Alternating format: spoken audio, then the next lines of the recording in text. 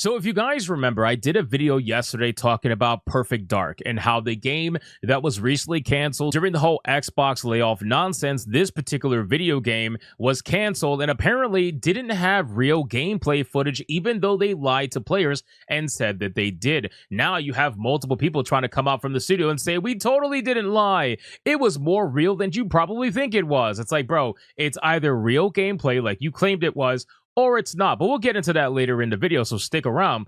In the wake of Perfect Dark's cancellation, though, Joana Dark's voice actor is urging fans to help save the series and says Agent Dark doesn't give up, and neither should any of you. What I want to talk about in this video is the weird habit that these people have where they start promoting their games that die, or they start promoting their TV shows that die, or movies or whatever they get canceled. They start promoting it after the fact, and it makes you wonder, like, bro, where was everybody before that? I don't remember too many people talking about Perfect Dark more than a week after the trailer came out. After that, everything kind of went quiet, and people were wondering what was happening with the game, but for the most part, nobody really spoke about it because there were so many other things that were more important to talk about. Now, all of a sudden, that the game is canceled, you guys want to try to do some sort of recovery story where you're trying to save the game, and it's a very, very weird. Why would you want to save this, man?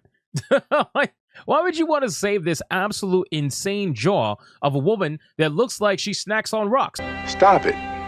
Get some help.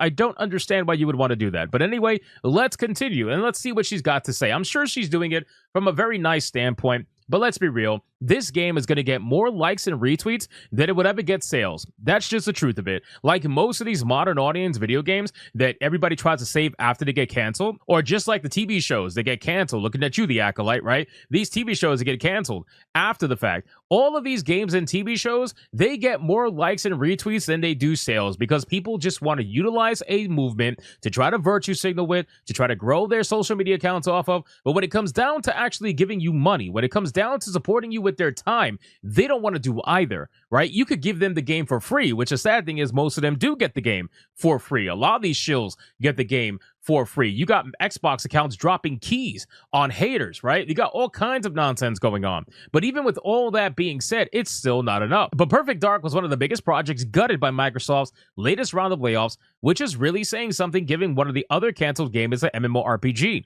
The rebooted shooter was in under wraps development for several years before a fantastic looking gameplay reveal debuted just last year, and now all that work is circling the drain. The voice behind Joana Dark herself is desperate to save us. And again, saying it's a fantastic looking gameplay reveal, you have these people trying desperately to convince you that it was real, but they're using terminology that is very specific because they know it wasn't real, right? That's the hilarious thing about this.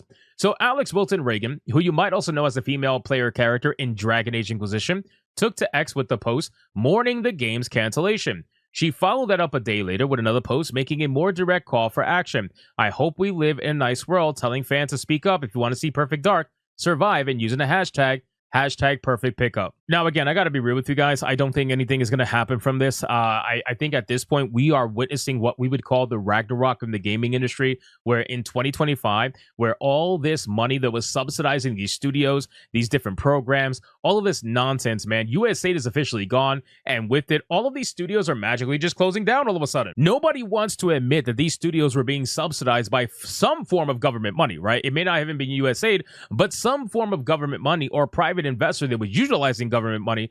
Somebody was subsidizing these studios. There's no way these studios were surviving otherwise. A lot of these studios were just not making money, right? I'm not necessarily talking about the Perfect Dark studio right now. I'm talking about all these indie studios that haven't made money for almost a decade, and somehow they were able to survive, but suddenly in 2025, they can't survive anymore. Now they're all closing down. It's very odd to me, right? There are some AA studios and AAA studios that have put out flop after flop after flop. They are literally losing hundreds of millions of dollars, and yet somehow they're able to survive until 2025, where now all of a sudden they're all closing down. So it's just a very strange, term of events, very interesting timeline that we're looking at, because you guys were able to survive for so many years, but now suddenly you can't survive.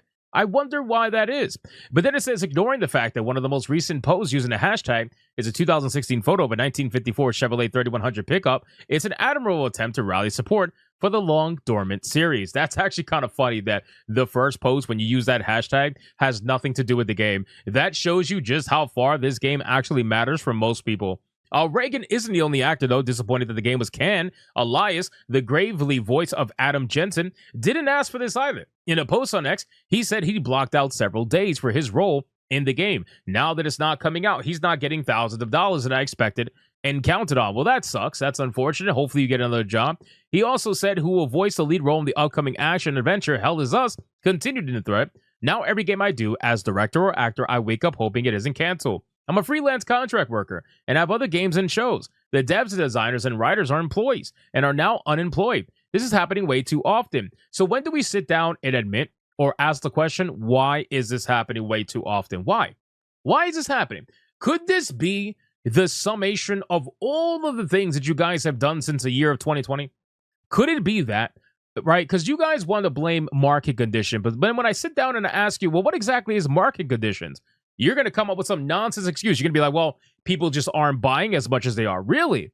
So why is there all these games that are breakout successes? Why is Black Myth Wukong so damn successful that it's beating out games that it shouldn't even beating out? Why is it even in the same league in terms of recordship with Pokemon? Games like Pokemon, right? It sold 20 million copies in just a couple of months. Are you seriously sitting here trying to pretend like there isn't money out there to make? No, the simple truth is that a lot of the developers and a lot of the studios out there were not chasing the money, right? Ever since 2020, you guys all started developing games, even shortly before that, all started developing games that had a certain difference to them, right? A certain difference of agenda. It stopped becoming about the customer and it started becoming about the message. And then eventually what ended up happening was, well, you guys got felted. That's basically what it is, man. You guys are experiencing now in 2025 what is the sum of all of your labor, which is the lack thereof, right? You guys weren't exactly putting out a lot of labor. You guys were putting out messages. You talked about how much you hate gamers. You talked about how much you think all these chuds are right-wing grifters, blah, blah, blah, all because they said negative shit about your game.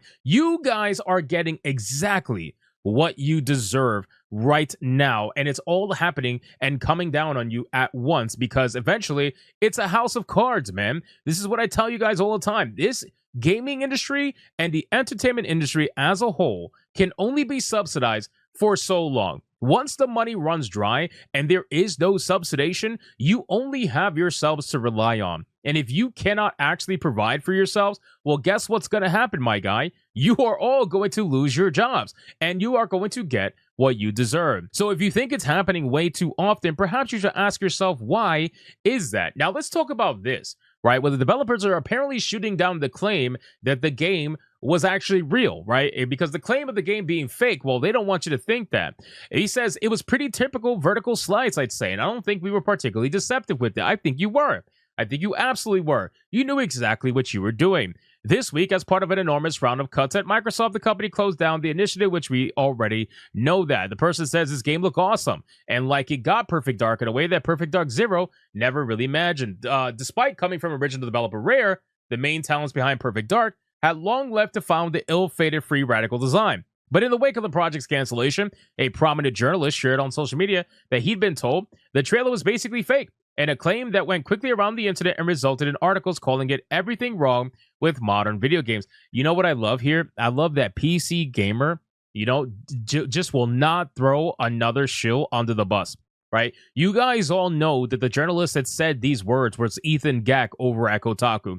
But PC Gamer is so damn scared to throw the other journalists under the bus for starting this rumor and starting this entire thing that they said another journalist, right? Another prominent journalist shared XYZ. They don't even want to name the name. It says a developer who worked at the initiative for 3.5 years and was one of the 3 staff charged with creating the gameplay reveal has taken issue with such claims. Adam McDonald, who now works as a senior game designer at Cuphead Maker Studio, MDHR, took to Blue Sky to explain his involvement and what the video represented. The fact that he took to Blue Sky tells me everything I need to know about these developers straight up.